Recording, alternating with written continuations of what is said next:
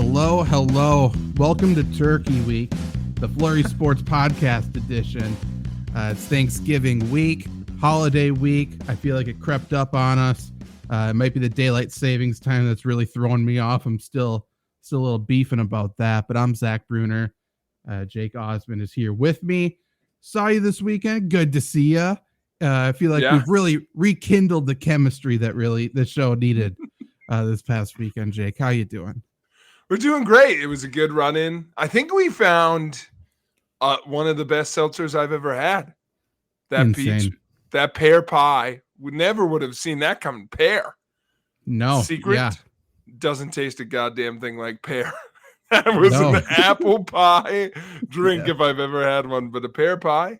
It was unbelievable. No, it was, some rekindling glory there. I think what was the first sports thing we talked about? I think right away we went to a sports topic. Yeah, you had something you said. Gobert, of course. Oh yeah, of course. Yeah. We were cheering on Draymond Green, as everybody across the world also did. I feel like Draymond really locked in that headlock for everybody, the millions and millions of humans that lost their lives as a result of Rudy Gobert, and Rudy's eyes just bulging out of his head when Draymond seemed to squeeze pretty tightly. He locked it in. 5 games. Worth it. By the way, that's not that many. So worth it, by the way. So worth it. They should have at least suspended him for as many games as Gobert made us miss for COVID. I think that was the tie off. They also broke down his fine right away too, and it's like, I guess it kind of is a lot, but they're like, he got suspended 5 games. That means he has to surrender $800,000. Like, okay, we're talking NBA Cup prize money now, I guess, but it's not that much. Also, I think he had one of the worst defenses ever, which was or the league did, because one of the reasons they said they didn't suspend him longer is he probably would have appealed it.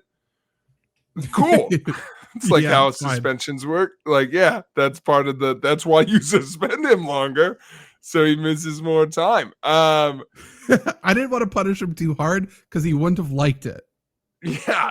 Meanwhile, guess what happened? He still came out and he was like, I'm persecuted. And apparently they were also like, well, we gave him the biggest suspension of his career, which how? Really?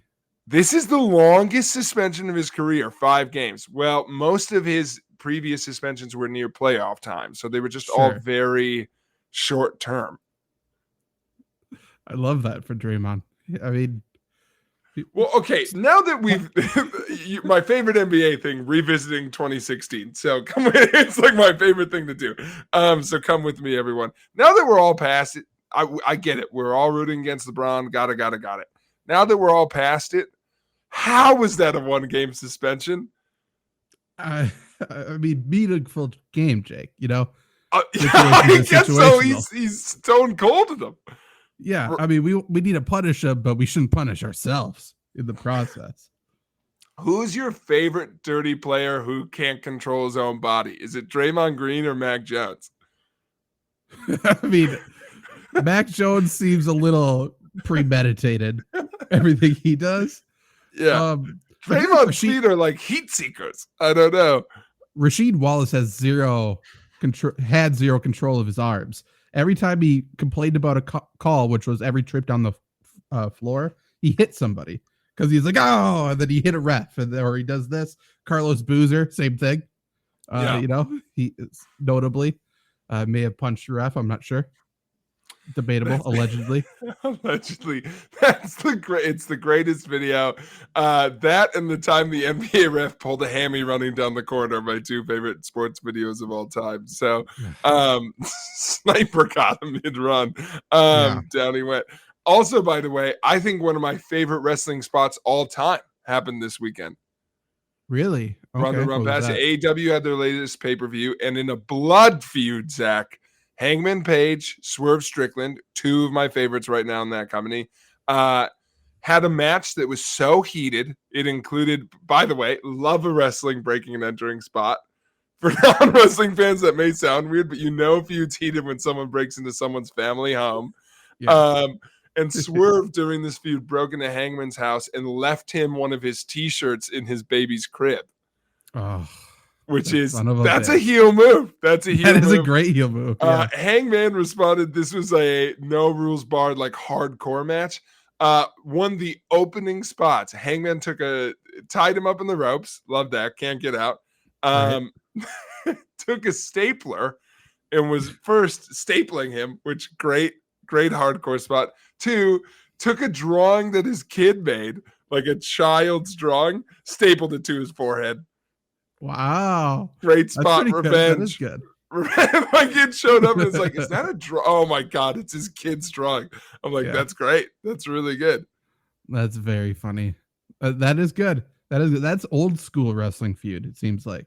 That feud is old school. This is going to immediately turn off people. Hangman drank the other guy's blood at one point, so confirmed Brood's back. Right. Yeah. Gangrel came out. Gimmick infringement, but no, it's wild. So that was like a Mick Foley type feud. So AEW is good about that. They've got a mix of like stuff, but want to call that out because I love the idea of hating someone so much that you were like, my children's drawing. Right. That'll show you. You gave my kid your T-shirt, you son of a bitch. Here's a drawing. That, by the way, great heel move. That's so funny. Like, very menacing, but also very cocky shit, being like, I left you a T-shirt. So, no, all the way around good. But I had that spot. And then, Zach, I mean, I think my through line for the show, we got a lot of good things for the fans. Yep. I think it's a matter of time before some reporter in a media scrum is going to get decked. We are heated in the world of sports right now. It's been a tough time to be in the news box. I mean, rightfully so, though. Like, let's you know what? These reporters have been getting off a little too easily. All of a sudden, you know, for like 2 years, they were behind their computer screens just firing away questions during COVID times. No face-to-face meetings there. And then now they kept that same energy in person. And Brendan Staley's not fucking having it, Jake. Staley not having it. I won't answer this question anymore. Stop asking me if I'm going to call the plays. Yeah. It's my fault. He's like, we lost because of me. It's my fault. Everyone in unison, I think, said, we know, Brandon's like, what are you going to do? Fire me? And now it seems like, and by the way, I've turned on Brandon Staley after that press conference. I don't know about you. I think he deserves that job for another decade because he does not want that job anymore. And now I think the punishment is you're stuck. You got it. I've never seen a coach like that's real person frustration of, I can't tell you enough that it's not my job. It's not my choice to keep me on. I've never, like, we've been there before. Like, it's like, listen, you could fire me. I am it's a positive. As long as I'm here, I'm going to do the work, which, by the way, that answer I kind of like because I'm kind of rooting for him because at this point I am done hating on him. It's on Chargers management at this point. For sure. They are buying time until Jim Harbaugh has another allegation that's like, okay, Staley, you can go. And this Sunday, guest coach appearance, Jim Harbaugh is going to be on the sideline doing something. And then they're just going to let him wear his khakis on the sideline and naturally transition, I think. It's true. I will say it was a funny response. I do think the only asshole part of it was he had this response planned no matter what the question was. Yeah. Like as soon as it got close, because the question, the way he answers it, he literally says, I'm not answering that question anymore. Who's going to call the plays? That's not what was asked. The ask was, how are you all going to make changes to things like play calling and pieces going forward to like adjust? The question was just like, hey, things are bad. What are you going to do different? And Staley took it as like, no, I'm not being fired. And it was like, okay, well, it's not what he said, but I get it. He's a little antsy. He's antsy. He's thrown off. you could say his schedule is not exactly what he wanted it to be. And you know what? Brandon Staley's a man of schedule. He's a man of probably militaristic, like a timesheet breakdown of his day. And when everyone thought daylight savings was over, including myself, all of a sudden Brandon Staley's thrown off. He's like, oh, I got another hour. And then he started to freak out, and now he's a little bit upset. We saw it with Jim Harbaugh. He had an extra hour in the day. What's he supposed to do? Not send this guy to another? He had more time to travel, and all of a sudden, not buy that scouted cheeseburger. Yeah, exactly. Yeah, the cheeseburger. There's so much things. Like daylight savings has ruined our lives. It may have ruined Brandon Staley's marriage. We don't know. We see Bill Belichick. He split up with his longtime girlfriend.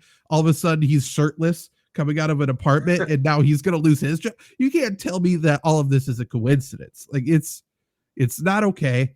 The NFL starting a third of the league is starting backup quarterbacks. Like the sports is going down the shitter quickly. I wish when our staff gets big enough that I can have Emily and Hannah or whoever else we trust. I want someone to scour the press days for the dumbest questions each week. Yeah. I was thinking that. I just want a clip of because there's one question per thing where I'm like, what are we doing? I heard one. I don't know if you heard it in the Packers scrum. Someone asked Jordan Love, how's the game changed for you when you're feeling good about your throwing? What? It was basically, I'm making it sound worse, but it was basically does the game feel different to you when you're playing better? I sure as fuck hope so. What are we doing? I've listened to some this week. I think that's good. And I want the wildest reactions from coaches. Cause I think when a manager snaps, it's the funniest thing in the world. Cause if you look back at the best reactions of all time, I did this today as an experiment, playoffs. That question is not dumb. Right. That question is a normal, all of those, it's just the straw that breaks the camel's back. So I like that idea that some reporter takes it on the chin. Yeah. Well, they've been asking dumb shit all year long the past 4 weeks. And then, you walk into it, it's what fucking stupid shit is Jim going to ask me today? I am sick of Jim. Yes, I lost, Jim. What the hell do you got to say to me today? And then he asks the normal questions no.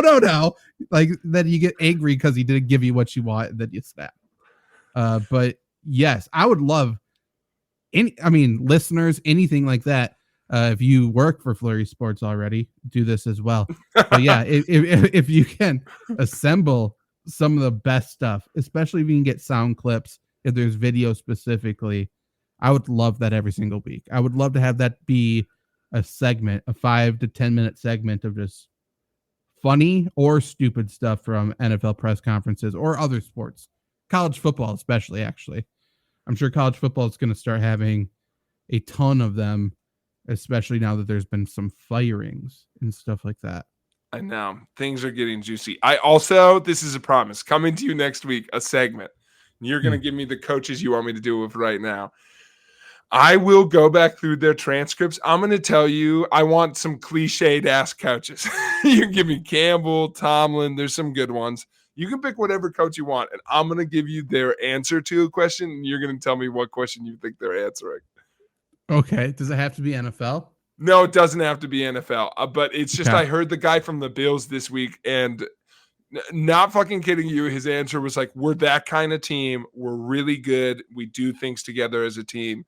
And the question was, what does this win mean for you today? What do you mean? Again, you wanted to say something and you didn't care what the question was. So I think that'll be fun. So that's a segment for next time, but send it in, people. The Brandon Staley quotes were unbelievable. Last week you asked me some hot button questions. My return to you is this. Can Staley make the season? I don't think so. They play next Sunday night, so they play in prime time. I think it's against the Ravens. I think that's the only reason they didn't fire him. They're not going to fire him and have the new guy come in and face a buzzsaw. That just doesn't make sense. So I think, assuming they lose that game, they'll fire him. The issue is who do they promote as the head coach there?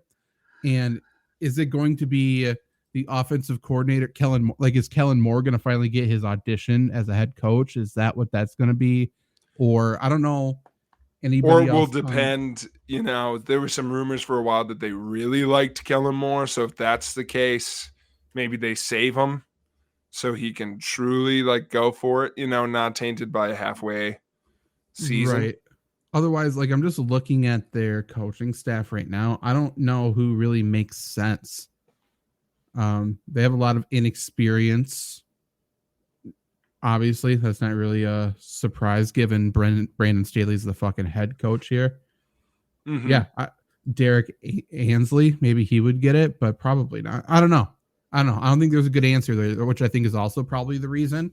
But shit's going bad when you got Justin Herbert like in the game starting to scream at people. Like he hasn't talked to anybody in 3 years. And all of a sudden now he's yelling at people. Not a good look. Not a good look. I think the tide might be turning on Justin Herbert a little bit. Yeah, Justin Herbert slamming that ball down, kind of awesome. Little too aggressive. You know what? Maybe you should have snapped the ball earlier. It's not. Be a little louder. Use your outside voice so that the Thunder would have heard you. Relax a little bit. Yeah, so stupid. That whole game was dumb. It was a dumb game. This whole week of football has been dumb. There really hasn't been much good. And truthfully, like I said earlier, a literal third of the league is starting backup quarterbacks. And people ask, like, why is the USFL bad? Why is the XFL bad? Why is it tough to watch? It's because usually there aren't good quarterbacks. And now it's like it's leaked into the NFL. The NFL doesn't really have good quarterback play. And now Joe Burrow out, like that's another star that gets taken away as well. It's just ugly. It's really bad. NFL's lucky they have the Eagles and Chiefs, a Super Bowl rematch tonight. But if tonight that goes badly, people are going to start to get angry, I think. Because, Thanksgiving. Let me just look at the Thanksgiving slate really quick. I know we got Packers, Lions to start. Yeah. That could be very ugly. We have... It could also be good. That's the one I'm secretly most hopeful for. But if that game is close, I don't think there's any way it's good. Like that just means the Lions played shitty. I agree with you. Yeah. I don't know. The Packers are playing a brand of football this year that's winning me over. That is not going to be a popular opinion on this podcast. What's that mean? What's that brand? What do you mean? What's that brand? They are the degree deodorant of the NFL, which is not that great, but they've got a certain quality to them. Like, what is it though? Like, you don't remember when you bought it. You just like throw it on there, and sometimes it works, sometimes it doesn't. Here's the quality. I'm trying to find the words to say it. They are like watching Tulsa football. Like college, it's like when they win a game, I'm genuinely baffled. How do they win? True. How does it That's happen? True. And then seeing teams struggle with them is so funny to me because it's like that's true. They are clearly a bird trying to learn how to fly. Yeah, and the hunter can't figure it out. They keep shooting and accidentally, they're vice presidenting us. What was his name? The guy who shot Dick Cheney. They're Dick Cheneying us. How did you shoot your friend quail hunting? Yeah. I like how that's become a running joke. No, I like it. Anytime I can bring it up. But right, I don't know. I listen, years of watching Rodgers and that level of Packers team, I was never happy. We won a game, good. Sure. We lost a game. What do we do? We're never gonna achieve. And now everything's gravy. We're terrible. Fine. We win a game. What? If this continues, I'm not gonna have a good time. But this year, it's a little fun. It's a little wacky. We had some wacky plays this week. The other team can't catch the ball. Yeah. Great defense. If I'm able to start watching through that lens, I think I could have fun. The issue is I live in the media where everyone has been saying all offseason to me, Zach, you're an idiot. This Packer team is actually better than the one we had last year. That's why it's hard. And the comparison I made for the Packers this week, which I think is perfect. So on Lombardi sweep, I was talking about how the Packers, we keep treading water, right? We're not actually making changes to the point where this isn't a new era. Like, we didn't actually try to rebuild. No. This is still the end of the previous era. We're just trying to get a new cast in there, like the start, and we're just running into the fucking ground. And it's like, this is terrible. This is the season 9 of Scrubs for the Packers. This shouldn't exist. This isn't new. It's just fucking terrible. And we're never going to speak of it in a couple of years. It's just going to be like, yeah, Rodgers is gone. And then X quarterback came in, not Jordan Love. Jordan Love will never be talked about again. Matt LaFleur will barely be talked about. That's what this regime's going to be. But I mean, if I can start thinking of it as if we are the fucking the JV team that went out there on varsity because we didn't have enough players. Yeah, for sure. That's what's happening, dude. That's what's happening. Imagine this is season 9 of Scrubs, but what was the issue? They didn't rebrand. Rebrand them in your brain. It's a lost season. It's already over. Well, I know that, but watch them run out there and in your head think like that. That's helping me get through it. Like when we beat a team, it's like a whoopee cushion goes off. Okay. Gotcha. I mean, of all the teams, I'm watching Packers, Kenny Clark swan down passes. For all the teams for the Packers to beat, though, it does seem very obvious that we beat the Chargers. That's it's insane. Like this, listen, is this season funny? That's okay. Most people listening are Packer fans. I'm gonna do this bit. Let's go through the Packers schedule right now, because the ones I'm thinking of, I can definitely do this bit with. Every game is funny so far. Okay. I got some highlights in my head, but we're gonna go through them quick. God, there've been a lot of games this season. Okay. Yeah. So we start out, Zach, we're good. We beat the Bears. We're back. We're back. Yep. Everyone's like, wow, look at that. We're like doing good things. Mm-hmm. We lose to the Falcons. Very funny. The Falcons come back. Their coach is wearing a beanie that whole game. We're like, the commentators say the Packers have it wrapped up when we are down one late. Like we've got it in the bag. That's awesome. We lose to them. We beat the Saints by a point in a game where I think we almost fumbled 2 punts. And Jameis came in at halftime. Awesome. Jameis is in. That's what we're doing to win games, Zach. With Jameis Winston's coming in, we get smoked by the Lions. We got him. Nope. Killed. No. Good. Yeah. That Raiders game, so funny. No one knows who's playing for the Raiders. The Adams doesn't play that game. There's an injury there. The Broncos game, we're fumbling. There's grease on the ball. We're going in. And then some of our big hits, Zach. The Vikings, right?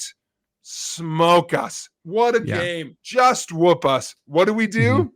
Sorry, Kirk. Got ya! Right at the end. Just when you couldn't understand the joke. See ya, Cousins. We don't go down alone. That's what's the punchline? You don't have a quarterback. Then we just whoop the Rams. Just no reason for that. We absolutely dominate the Rams. Brett Rippon, but yeah. Brett Rippon plays, and we're back. We beat Brett Rippon, and then we play the Steelers and do the same thing every team's done against the Steelers all year, and you have commentators going, the Packers got it. No. Yeah. TJ Watt swats down 3 passes in a row. Love throws away another game at the end. It's all, and then we beat the Chargers. Yeah, the next guy. I mean, by the way, same draft class, I do believe too. Who got the better player, Justin Herbert with the Chargers or Jordan Love with the Packers? Because Jordan Love's 1-0 now too.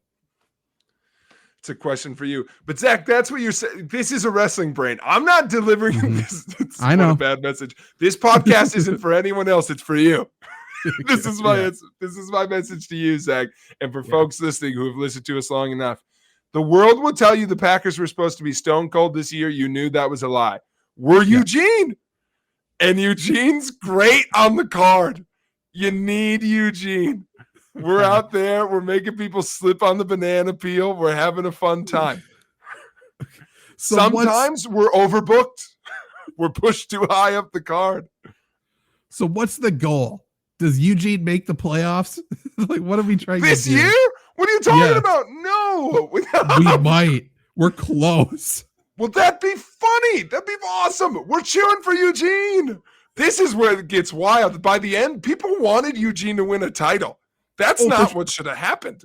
True. That's true. You want Eugene to come back. I do. I think he's got another run in him. This is a character whose whole thing was he had Down syndrome. You can't do that. He can't come back. Fair enough. I mean, I think he could, but we're Doink the Clown. You can't overpush Doink the Clown. What happens this year? We beat someone to ruin that. Like, that's why we're here. We beat someone who has we stop the Vikings from getting in. That's what we do. Like, what's our role? We squeak into the playoffs and we beat Brock Purdy. We finally beat the 49ers. That's what that would make me so angry if this is the Packers. That's what we do. Does it. You were ready for a Stone Cold Stunner. You weren't ready for a poke to the eye. We're a different wrestler now, Zach. We're rebuilt. So I don't know. I'm in on it because here's all of that gibberish aside. I'm back. My expectations are at an all-time low. What a band. Okay. And that's the thing. It's all gravy. We're bad. We're bad this year. And guess what, though? We are not Panthers bad. Like, I can watch the games with some level of, whoa. Like, it's not 42 right away. And I'm thankful for somewhat close games. I do think your lens is more accurate, and it's so aggravating that people think, like, here's the trick. We are the fans. Matt LaFleur thinks Eugene is over, and so he's going to keep pushing them, and that's what makes me upset is, like, we're not going to, like, it is frustrating to think that we won't retool and rebuild and, like, just totally go for something new next year. That's frustrating. But for this year, Aaron Jones has avoided a season-ending knee injury for, I think, the third time. Yeah, I don't know. I mean, he needs to just go away at this point. Go rest up. I don't know. Our top receivers named Reed. I just remembered Romeo Doubs played for us. True. We got Tucker Kraft making great plays, but stepping out of bounds. Awesome. I just think the NFL this year is a really weird, like you said, yucky season. Our mid-card is an all-time high. I don't know if we've ever had a better mid-card than Vikings-Broncos. I mean, that's a great point. That's a great point. The Broncos gave up 70 points earlier this year, and they just beat a team who I had to read an article this week saying why the Vikings clearly have the coach of the year. What? Like, the Broncos are so weird because, to your point, 70 points they gave up, a healthy 70 points, and everyone should have been fired. Then they traded away their good players, cut other players who they couldn't trade, and now they're on a winning streak and they might make the playoffs because Joe Burrow, like, Bengals are done. So now Broncos might sneak in. I don't get it. There's so many games where you watch it, like both of these teams are like Steelers, Browns, one of the best games of the weekend. Both teams horrible, terrible game, but it's like, okay. I mean, who are your favorite mid-card teams? Mine, if I had to define like the crop of the mid-card, I would go Vikings Broncos because their games are electric, and the Vikings, like, God, what a fun team to watch. No one takes a better bump than the Vikings. No. So they're in there for me for sure. The Steelers this year. I love the Steelers. Barely playing every game. Yeah. It's like I've never seen a team like that. Defense hates that offense. Oh, yeah. Same thing with the Jets defense hating their offense. Yeah. If I was like a diehard either of them, I would be losing my mind because they legitimately have like You could make a case if their offense was average. Both defenses could be in the case of one of the best defenses ever. Like they have the tools to be there, but then you got fucking Zach Wilson doing like a Jason Williams elbow pass out there. That's essentially what he's doing. And now they're like, any team who's like, thank God we're switching to Tim Boyle. That's not good. That's not the spot to be in. No, those 4 teams, and then an honorable mention to whatever the fuck's happening in the AFC South. Like it's Texans awesome. are fun. Texans are really fun. Texans are fun. Doug Peterson is putting Trevor Lawrence on blast halfway. Like it's awesome. The Jags are super fun. Like this is a fun mid card. Yes, it is. That's very true. I think we've got a weak top of the roster. Like our top of the roster's limping a little bit because it's clear we are the 90s WWE. We've got Rock Stone Cold. We've got the Kelsey brothers, and we can't figure what else to do with them. Like it's like I guess, like we're like I guess the Niners, the Lions are getting the big push. We're like get up there. Yeah. We need you. Get in. Yeah. We're still trying to make the Bills happen. Insane. And by the way, the Bills need to knock it off.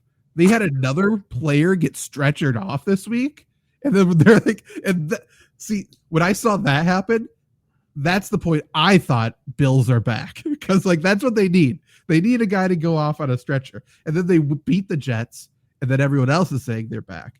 But like, how many stretchers are you allotted in a season before we start saying, let's change some things, let's move the team, let's break the curse because this isn't good. They have multiple players dying. I mean, one literal, but it's not okay. It's not good. The Bills also never has a team been more happy beating a team they could never lose to. Every time they beat a shitty team, they're like, the last time I saw them like this was when they beat the Commanders. They were like, told you we're good. Stop. It's like, yeah, you won those games. No one doubts that. Whenever it's a little sad to see, but I love it when it happens in the first month of the season. But after that, when Josh Allen doing the old, we got to remember it's a game and games are fun. Football's supposed to be fun. There's a little bit of a sadness to it because it's like, oh, he has been wanting to kill himself for the past month. And maybe that's why he wasn't throwing the ball well. Maybe that's, it's okay. I will say, I really am just not a Sean McDermott fan, but I will say the weird hate of the Bills, I'm over a little bit because why do people not like the Bills? Because they should be better. Like that's a weird, like it's like, for sure. No one feels that more than they do. Like, I don't know. Also, should they? I don't know. Like they were just overhyped. They were hyped because you needed somebody to compete against the Chiefs, and they picked the Bills. And then the Bengals kind of came out of nowhere, and they're like, oh, it's a triple threat. And then they kind of tried to push all three of them. I feel like that's the only reason. Well, listen, we've been looking for someone to be the next best team in the AFC for a long time. I think we're begrudging to say it's the Dolphins, and I get that. Yeah. But, I mean, that's my pick currently for who could beat the Chiefs in a foot race, but I don't, I'm still going the Ravens. Yeah, the Ravens are weird. I just have a feeling they're going to get hurt. But besides that, they're good. Yeah, that's what has happened the past few years. But no one's wanting to credit Lamar Jackson still. And we need it. Like, just watch him play. Like, people are still being like, I mean, he can run, but can he do anything else? He's doing so well. He's throwing better than your favorite quarterback right now. He's clearly a top 3 quarterback. And he should be the MVP. He really should be. He for sure should be the MVP. And it for sure will be Jalen Hurts. But, I mean, maybe. Or C.J. Stroud. Hey, C.J. Stroud. I was really hoping they'd lose that game because I wasn't going to actually mean it, but I was going to be so loud on, told you Ohio State quarterbacks suck. C.J. Stroud experiment done. He threw like 2 or 3 interceptions. Insane, but they won. So, also, can I tell you something? This is very our show. I'm looking in the background. We're recording here. This is not related to anything, folks. And if you don't like slightly gross things, skip ahead about 3 minutes. I was just sitting in here and I was looking around, and for the last 10 minutes while we've been talking, there's someone on the ground in the corner, and I'm like, what the fuck is that? Do I have a weird necktie? Like, what is going on? And dude, our dog took the biggest shit I've ever seen. Like, it's really? In the corner of our room. Absolutely. There's definitely like that's a big pile of dog turds. I've been like trying to figure it out. Our dog's 19 pounds. That's like a third of that's them 20. For sure. Yeah, that's a big, like, it looks like a necktie kind of thing tied around like a ribbon, you see. When did he do that? I don't know. So I did. I took him on an hour walk earlier, and he didn't go, probably because he just desecrated my studio. Yeah, wait till this motherfucker brings me home. He's gonna be so excited. That's really when I'm gonna turn it loose. But I don't know. I'm just like, the things about a pet owner that they never tell you. You know, they never really grow out of it. Our dog is 42 in dog years. Is that I don't think that's a real thing, by the way. No. Oh, this is good. Let's talk about it. You don't think dog years are real, or do you just not want to accept that Moose is about to turn 21? Well, like, name the scientific study where it's like, yeah, everyone is 7 to them. Like, if we were all like, I agree. Like, there's no science behind that. There's no way. There's no dog years real. Yeah, okay. You do that. I'm gonna say dog years not real. And researchers at the University of California, San Diego Medicine have found that this is not true. Come on, dude. Like, there's no shot. From the Jerusalem Post, new study debunks dog years myth. Interesting. Not sure why they are, but yeah, there's no shot. It's the same article I'm in, but I might want to look at a different source. How about Fox 6 Milwaukee? Everything good comes from Milwaukee. Dog years is just a myth. New research shows non-linear relationship between dog and human years. Yeah, that makes sense. Like, the first year of a dog's life is equivalent to 15 human years. Okay. The first year of a dog's life is equal to about 15 human years. The second year of a dog's life is equal to about 9 human years. This makes sense. Like, I'm thinking of like cows when we grew up, like all the, by the time they're 2, they're having kids. So yeah, that makes sense.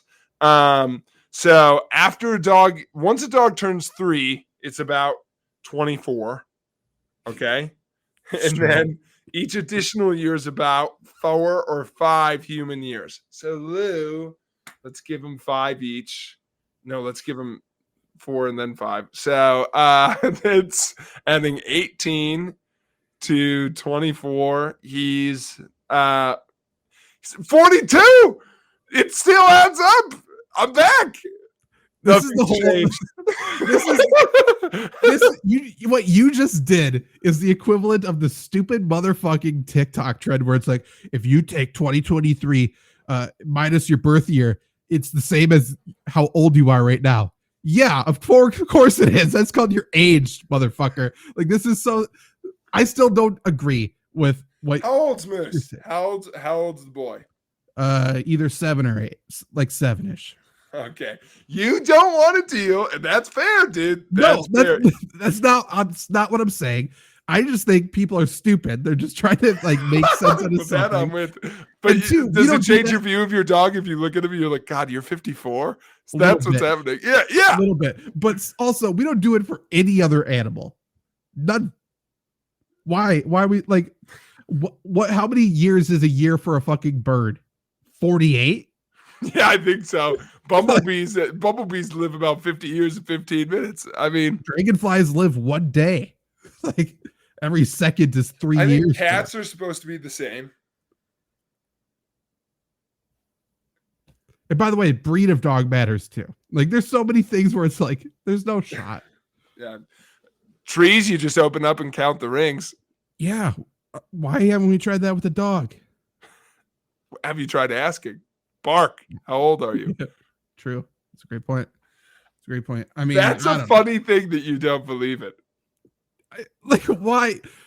I don't like being told something and just be like, yeah, accept it. Like, give me the proof. And there's never been anybody. That is a very funny anything. reason to make that argument. I agree with you on that because it's almost impossible to argue with that. Yes, I agree that you should be able to prove things. But I will say, I think we've let our dogs off the hook. I think for years, like, I'm going to go out there. I'm not going to talk to Lou like he's a fucking 6-year-old. I'm going to talk to him like he's a fucking 42-year-old who just pooped in my thing. That's fair. That's not okay. Who's someone who's 42 that you know in real life?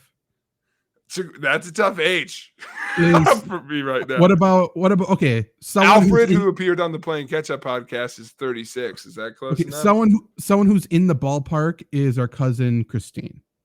So if Christine came over and just shit in the corner, like, that's not okay. You have a daughter. She's almost graduated from high school. That's true, and you're pooping in the thing. You can't do that, But if Emily comes over and does it, she's still got a little spunk in her. That's right. Yeah, you know what? Like, you rub her nose in it a little bit, but I'm not going to blame her. Honestly, that is so true. Like, my least favorite phrase is someone who works with college students. Kids will be kids. I fucking hate that. Yeah. A maintenance man told me that this week because I had students throwing craft singles at windows to see if they would freeze. They said that they would freeze to the windows, and they said kids will be kids. I said, what the fuck are you talking about? You know what I did when I was a kid? Fucking learned all the names of the dinosaurs. Yeah, also ate all the singles I could, figured out counts loved them. So, okay, do you firmly disagree with kids will be kids? However, what's your stance on boys will be boys? Because I agree with that one, I think. It got us out a lot of stuff. I don't think I love Saturdays for the boys. Sure. Okay. I don't like boys will be boys, but I do like dudes will be dudes. Like, that's true. Just guys being dudes. That's always fun. Just guys being dudes is a fun one. Okay. I'm glad we landed on that at least. Before we get off the topic of Emily, I do want to bring up to the listeners. Yes, that's what we mainly talked about this week. Yes. Yeah. I really think we need to do a dating call, like a little bachelorette competition here with all of the bull riders listening and all of your friends as well.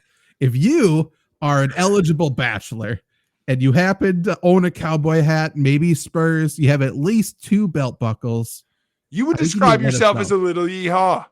Yeah, absolutely. If you have a pickup and it's lifted to a certain height, we'll set the specifications. If you should have shaved a couple days ago. Yeah. But we would like to hear from you. I think we need to have a competition, whether it be on this show or if we do a spinoff. And I don't care, but I think send us a description, send us a photo and a description. Also, for anyone listening, who listening knew that Facebook had a dating app? Oh, you're out of the game a little bit. I knew that one. Why Facebook? What was that decision? I think it's a spin-off of Marketplace. What's the social media that all of our parents are on? Facebook. Let's put a dating app on that. But that's what it's for, dude. It's like the #1 dating app for people like age 40 and up. Yeah, Emily. Well, she's got a. Well, Emily's doing that thing right now. I don't know. She's gonna get pissed at this. Emily's doing that thing right now where she's got dating apps that actually are working, and then she spends all of her time on the funny one. Yeah, that's fair. We go through those phases. I've been in those moods. Yeah, I mean, I relate to that. So I mean, that's what's happening. But honestly, second person I talked to, I just talked to someone at that Iowa conference who met someone on Facebook dating. Which half the people on her fucking thing were from Iowa. I don't think it's released anywhere else. That guy went to UW Whitewater, which also seems fair. But I mean, yeah, that seems right. But yeah. I yes. If seriously though, fun listeners of the show, yes. Do you meet this criteria? Are you a nice guy? Mm-hmm. Do you know how to treat a lady? Yep. You want to have some fun? Okay. Check. And little cowboy. Yeah, at least a little bit. Not two, Cowboy. I'm going to draw the line at do you believe in women's rights? Okay. However, we will make an exception if you own a lasso. That's fun. Or your name is Lasso. Yeah, either or the lasso exception for that. But yeah, let us know. Otherwise, I'm just gonna start going down the professional bull riding. If you have two first names, you're also in. That's also for sure. Some great stuff. If it sounds like your first name is actually a last name, that's usually also very useful. If you have two last names, you're also in. Yeah. Discus Chanel. I mean, that's no names. That's true. I've got one last sports thing for you before we do our turkey thing. It's going to take 2 seconds, but you're going to get a kick out of it. Okay. The New York Yankees baseball team. This happened a week ago, but we didn't have a chance to talk about it. It fit our press conference topic. This year, Zach, they really struggled. It was their worst record since 1991 for a team that's perennially good. They just finished with a winning record. If they had a losing record, it would have been their first losing record since the 70s in a sport with 160 games. So they've been pretty good. Their owner came out, famously owned by one of the biggest asshole families, the Steinbrenners.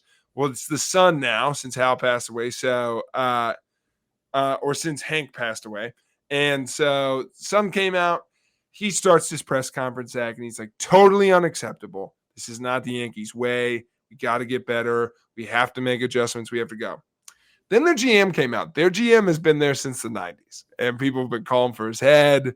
Little Brandon Staley action, but much longer period. And he's like, no. And they've said, nope, he's staying there. He's part of the furniture. He's coming through. He comes out. That's what his owner just said. He comes out there, opens up, and I've got the exact quote here because I didn't want to get it wrong. I'm proud of our people and I'm proud of our process. Doesn't mean we're firing on all cylinders. Doesn't mean we're the best in class, but I think we're pretty fucking good. This is for a team who lost their division.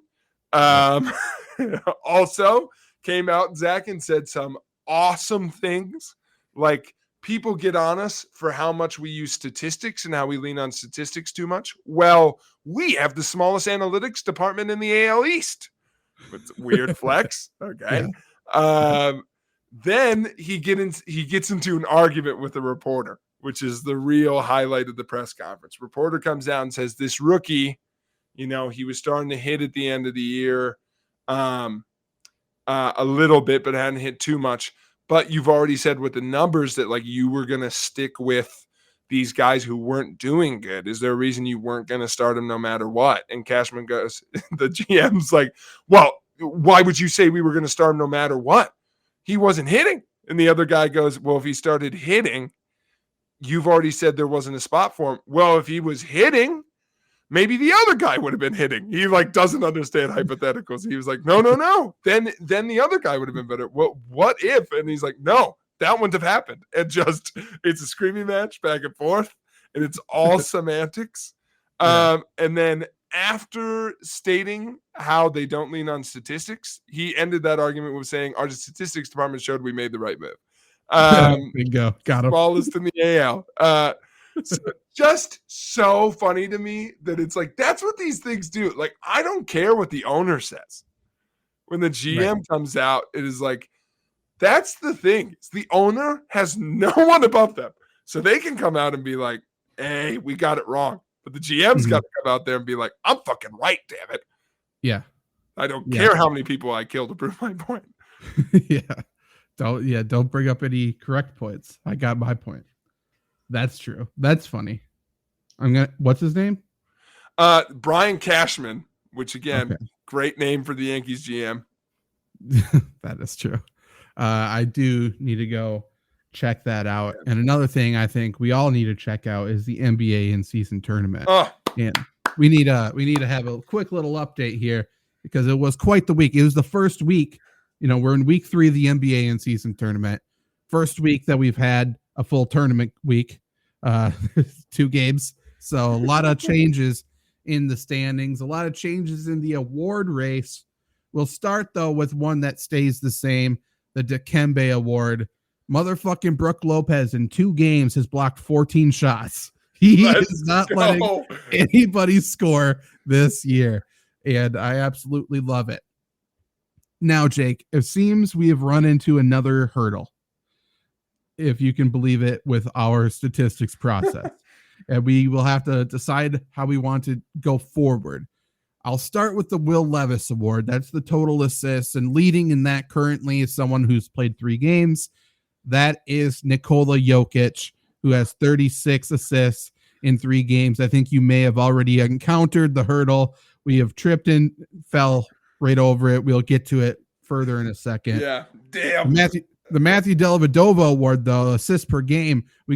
Last week we had 4 people tied for this, one of which got hurt. But we got a new leader. It's Devin Booker, who played his first tournament game, 15 assists. 15 assists, so pretty good. The Goran Dragic Award, which is clutch assists. Drew Holiday leads with 3 per game, so pretty good there. Assists under 6 foot, the Short King Award. Again, only one player qualified. Jacob Gilyard, he is averaging 4 per game in the tournament, pretty good. And the Jason Kelsey is Nikola Jokic, averaging 12 per game. So, Jake, if there's a tie, we were doing 5. We were making our all-NBA team. And we currently have one player who we forgot about, the rating back-to-back NBA I MVP. can't believe we forgot about Jokic.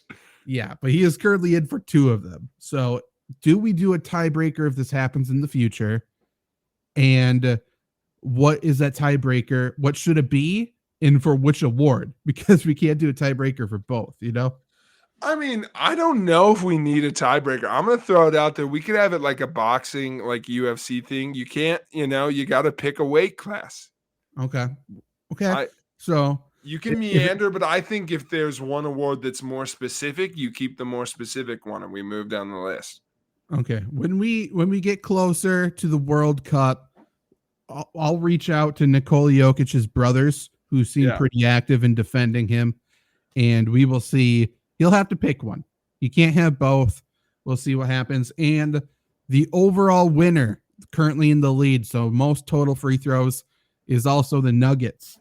They have made 96 through 3 games. They are getting to the line. They're hitting free throws, and they are passing the ball a lot through Jokic. So I have thought about this a little bit this week. There is a worst possible outcome for this tournament, which is it's just the normal playoff tournament. I think the whole fun thing was let's see some other teams get in there and all this other stuff. But if just the best NBA team wins this, that's boring. I mean, that was my pick. I picked the Nuggets. I know. I know. And listen, for next year, it makes no sense. You have to make these matchups not have to be East and West. Yeah, that's so stupid. I can't stress enough how this tournament doesn't matter. Let it be fun. What are you doing? We already have a tournament at the end of. Let's make it just like the end of the year tournament, but with no stakes. Yeah.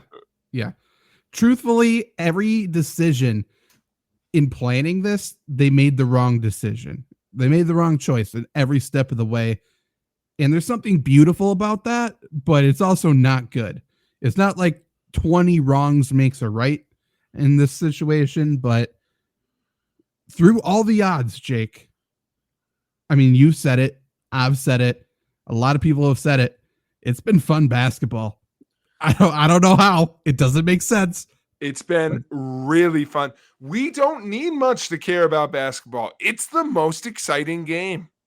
Yeah, fair enough. I mean, and I don't know if the players are getting extra motivated on tournament nights or if it's just the shock of the amount of color that's entering. If it's like a sensory overload from the courts that's making them go a little bit crazy. I don't know.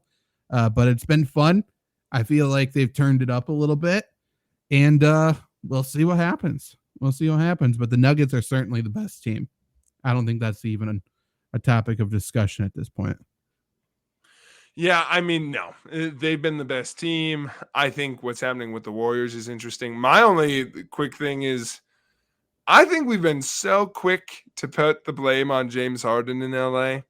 I think we've missed the real culprit. Who's that? I mean, it's definitely Russell Westbrook. Wow. What's Russ He's got done? the reverse Midas touch. Everywhere he touches is shit. No. Like, how is he getting... It finally happened. Remember the one year he got so sad because we were so mean to him? Yeah. I'm telling you, I mean, almost everyone agrees with you, by the way. People hate James Harden. They also hate Russell Westbrook. It's not mutually exclusive. That's true. However, I like Russell Westbrook, and I'm not saying he's the greatest player. I'm not saying he helps his team win. I'm not saying he's good, but he's great. Okay, he is. I love me some Russell Westbrook, which is love fair. Brody. It's also how I feel about Harden right now. He turned me with two of my favorite quotes all time this week. Okay, it just needs some time to get into James Harden shape. Okay, great. What shape is that? Shouldn't take that much time. I could get in James Harden shape. Yeah, a couple hours. Yeah, McNuggets. Yeah. Get in there some strippers. James Harden allegedly. And then part two, I'm not a system player, I'm the system. So good. I mean, I love it. This by the way, how Paul Pierce attitude. It's Paul Pierce attitude. I can't believe it. Someone believed D'Antoni. Like D'Antoni was talking that all the time, and he just bought it, hook, line, and sinker. He's like, "You're right. I gotta get out there. I gotta shoot a three. I gotta get some depth. Spread out." It's return of sock puppet D'Antoni. Yeah, sock D'Antoni. Go to the perimeter. Shoot. Volume. Quantity over quality. Where's Amari? Yeah. Oh God. I mean, good for James Harden. Somewhere D'Antoni's smiling. Like, damn right, he's the system. It's the system I created, which is twice isolation basketball. Let's just dribble and shoot. Defense doesn't matter. No, not at all. Jake, like I said, it's Thanksgiving week, and I think we should end it by creating a starting five. We just talked about basketball. We love basketball. We do talk mostly about football, but basketball is a fun sport. And in honor of the in-season tournament and Thanksgiving colliding for the first time ever, I think we do need to create the starting five of Thanksgiving foods. I just typed in the list of Thanksgiving foods. I got 30 here. Some I agree with, some confuses me, and some maybe shouldn't be separated. So I'm just going to go down the list, and then we are going to put these guys in the starting five, and we got to have a 6-man. Okay. Okay. So from the top to the bottom, we got turkey, we got stuffing, mashed potatoes, gravy in its own thing. So confusion there. Cranberry sauce, corn, green bean casserole, candied yams, pumpkin pie, pecan pie, dinner rolls, Brussels sprout, cornbread, deviled eggs, macaroni and cheese, roast ham, roast beef, butternut squash soup, Waldorf salad, green salad, baked beans, scalloped potatoes, maple glazed carrots, sweet potato casserole, apple cider, wine, apple pie, cherry pie, pumpkin cheesecake, and then the last one is coffee and tea. So some of them I think we can cross off consideration right away. Yeah. But is there anything that really jumps out to you? We need a starting five. We need a 6-man. And if there is a coach amongst the group, maybe they will separate themselves as well. Can we call it mashed potatoes and gravy? Can we? I think so. Okay. Are we making this collaborative? Yeah.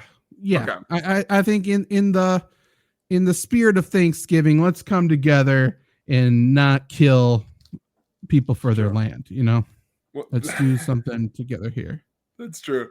I don't know if this is the place to start. I think 6-man jumped out to me. Okay. What's that? Cranberry sauce. Cranberry sauce. I do like that cranberry, and I have a specific player in my mind who cranberry sauce is. Now that you say that, do you have anyone that specifically jumps out to you though? Caron Butler. Caron Butler's interesting. Okay, always around, never the star, sure. but he kind of makes teams better, and you don't remember him making them better, and then you're like, I guess Caron was there. That's true. I'm not sure if that's 6-man energy though. I feel like we need someone who's going to be that spark, someone who's really going to be like, they have the confidence of they need to be a starter, but they're not a starter, you know? And for me, I got Jamal Crawford. I think he can sauce some people up. I think Lou Williams could also fall into this. Like, he sauces some people for sure. I like that. And that's more the right energy, probably. Lou Williams. So. Yeah. I think so. I do. Because it's not for everybody. That's why he's not starting. It's Russell not Westbrook for all situations. Made a decision supposedly himself to come off the bench now to be the 6th man. I'm sure it was his decision and his decision alone. So I made the decision to become a football manager, Zach. Yeah, they begged you. Like, no, we need a quarterback. You're 6'8", please. But yeah, so Russell Westbrook's not for everybody. Neither is cranberry sauce. I like it. I feel like we need to have turkey in the lineup. Turkey's somewhere in the lineup. And I don't think any of the other meats are. If we want to. Okay, I'm in that with you. I was trying to think around that. I think it's turkey. Yeah, I think for sure turkey's our meat. And I don't think turkey can be anything other than power forward or center. Yeah, that's kind of where I'm at too.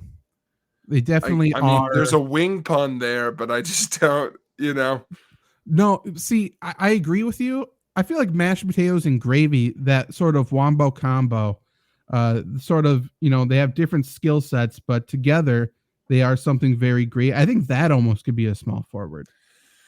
I think so. Pretty big small forward.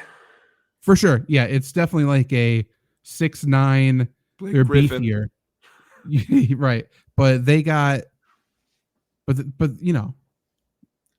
for sure though, heavy on the gravy. It's a dual skill set here. As he gets older, more potato, for sure. Maybe more power forward, but younger, heavy on the gravy. I think so.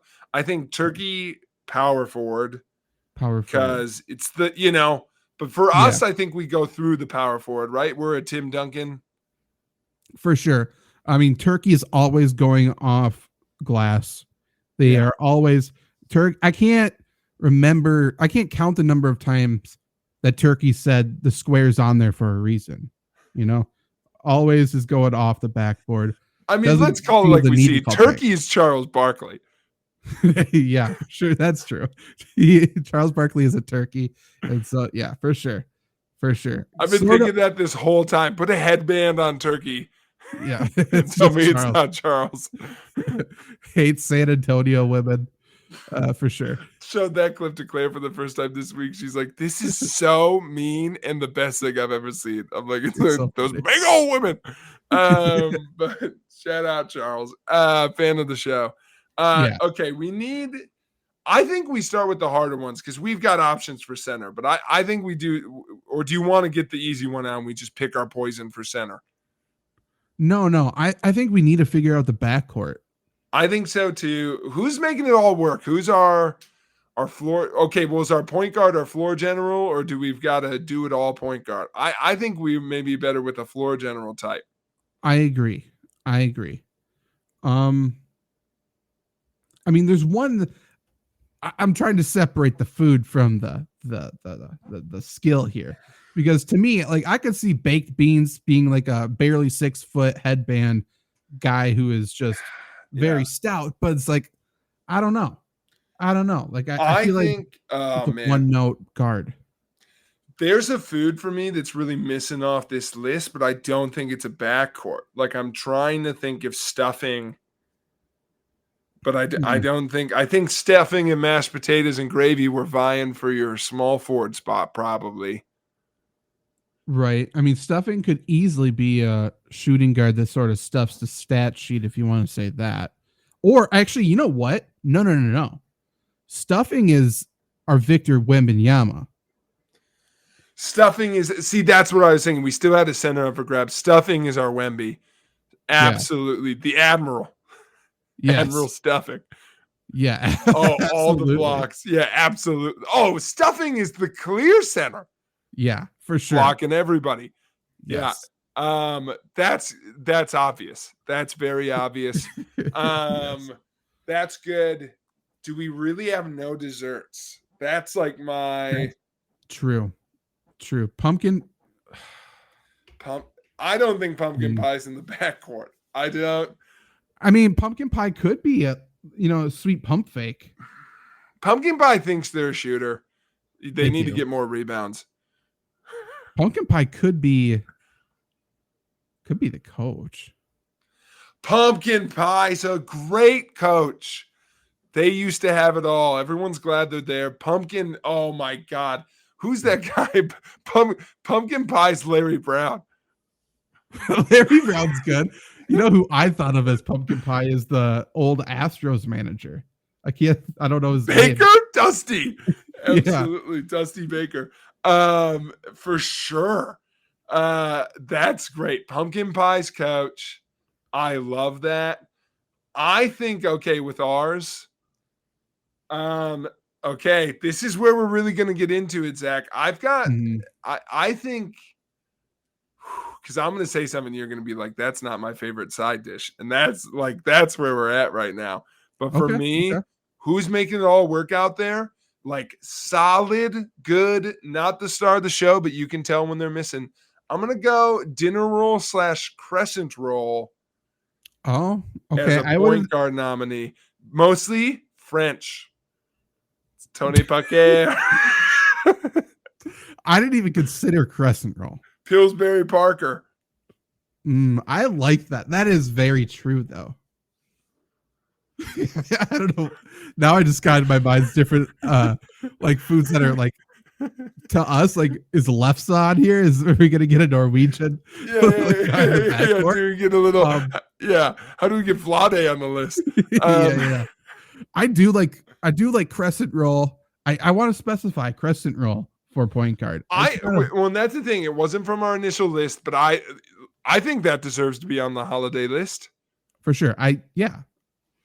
I mean, that's there more than dinner. This is hard when we were at the same Thanksgivings, but I agree. I think crescent roll's on the list. Where's 7-layer Jello? I thought that to start. I think that'd be a great shooting guard. Yeah, for sure. Where's the mincemeat? True. Okay, so we got pumpkin pie at coach. We got crescent roll at point guard. We got mashed potatoes and gravy at the 3. We got turkey at the 4. Stuffing. Dude, mashed potatoes, gravy, turkey, and stuffing punish in the paint. Yes. And by the way, mashed potatoes and gravy is a Ron Artest. Like, I do think he is a Ron Artest. He's locking people down. These are the only Pistons. These are absolutely the other. Larry Brown. Oh, stuffing is Ben Wallace, dude. This is just the O3 Pistons. All right, now that helps you. Who's Chauncey? That's Chauncey's crescent roll. Who's Rip? Rip Hamilton. Oh, Rip. Rip is green bean casserole. Is he that or is he candied yams? Because I think he's sweet like that. I like a cream corn situation or a corn. Or like a scalloped corn, you know? Well, you know who we want on the list, but I don't think the people would let us do it. I don't think they'd let us get away with it. I mean, this is a little Rip Hamilton situation. Deviled eggs. I don't know. I know you would push for it. I don't. Deli. Is that a Thanksgiving food? I'm always happy they're there. I know, but that's the one that really stuck out. Like, no, we can't. We need a casserole. You need a casserole. Green bean casserole. I hate it, but I don't mind that. That or sweet potato. The casseroles on here are green bean, sweet potato casserole. I think you could add like that scalloped corn thing. I think that's a corn casserole. Vein. That's not a hot take. A corn casserole for sure. I think that's about okay. It. Honestly, either. Because I think for me, yam or sweet potato casserole is like similar enough to me Yeah. You know? Yeah. I think sweet potatoes are very Thanksgiving. For sure. For sure. That And little marshmallow thing that Andrea makes. Oh my God. So good. So good. So yeah, I think that is our Rip Hamilton. I Is our think sweet that, potato casserole? Yeah. so we got crescent rolls running the point. We got sweet potato casserole, just playing good defense and shooting, doing the really cool free throw routine. We got mashed potatoes and gravy at small forward. Our turkey is Tajon Prince.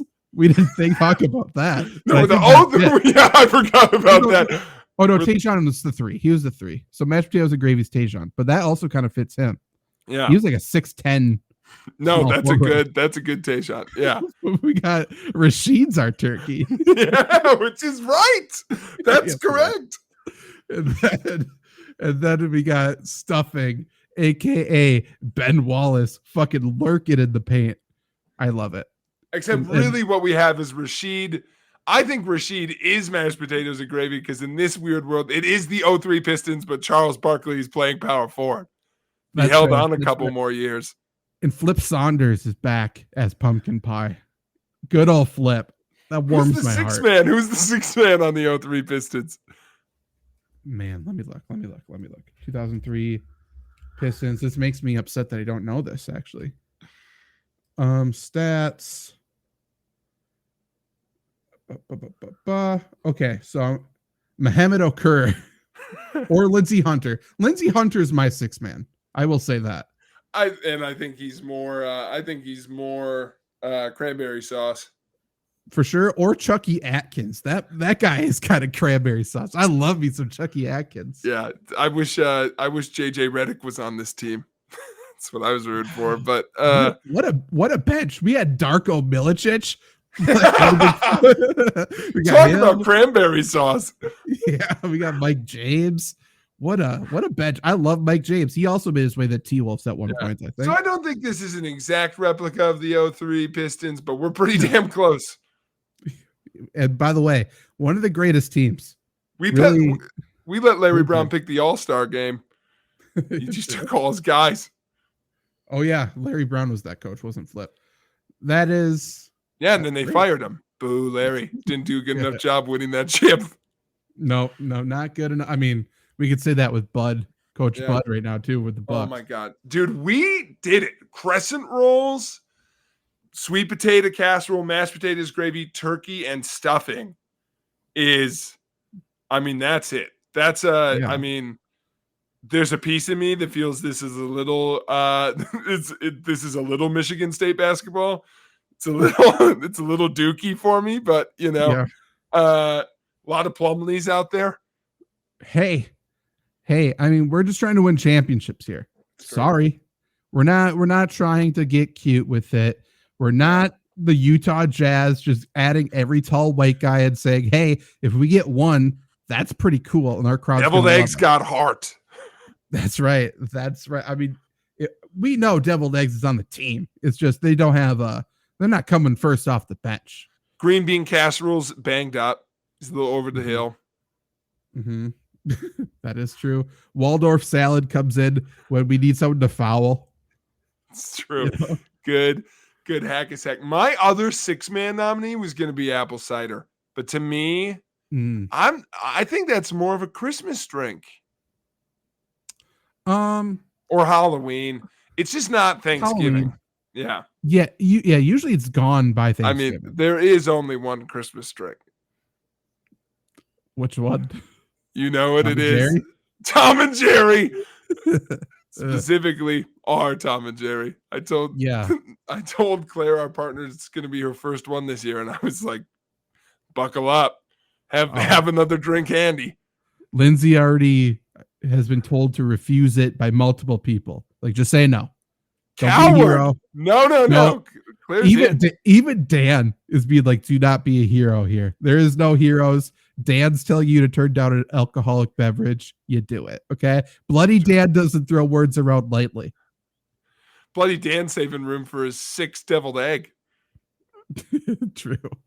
And then he acts upset and confused why his stomach hurts. Like he must have been bad. I don't know.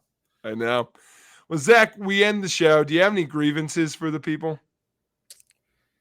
I feel like Thanksgiving's too early. I feel like we really screwed the pooch on this one. I think we should have come together and, if it needs to be in December, it can be in December. I don't think there's a rule that it has to be in November. Mm-hmm. Like no one's tying us to this. So I'm upset by that, but I'm still not over the, we as a people, Jake, and I need everyone to listen up here. Question everything that you're told. If someone says, oh yeah, every year for a dog is 7 years, ask why. And if they cannot tell you, then just erase it from your memory. Like, until people can tell you reasons for things, give a little pushback. It's okay to push back. Like, explain it to me as I was a 5-year-old dog. What's that to you? Is a 5-year-old dog someone who's not even a year old, or are they 35? I don't know. But either way, we need to get a grip, people. Wake up, sheeple. This isn't the real thing. Dogs aren't 7 years old every year. It's weird. Don't make up stories like this. It's not cute. It's not cute. What do we get out of it? Whoever made up that lie is dead. And they are laughing in their fucking grave. They're a cat. It was Garfield. That motherfucker. Stupid. I'm with you, and I will end the show on this. Your rant is solid. It's also for sure why people think the earth is flat. Prove it. Tell me. Show me. I mean, go up in a plane. Make some money. If the earth was round, do you think Kyrie would be next to me? You think you could fool Kyrie? Kyrie being the flat earther of everybody. We haven't heard much from Kyrie. Jake, I want you to look up for next show if Kyrie's had anything fun since leaving Brooklyn. I feel like he's kept his mouth shut. Probably too busy trying to find that edge. True. It's got to be in Dallas. It has to be. Okay. Until next time, folks. Have fun. Eat some turkey. Let us know Enjoy who you're your starting. Child dogs. Apparently, they're all 8.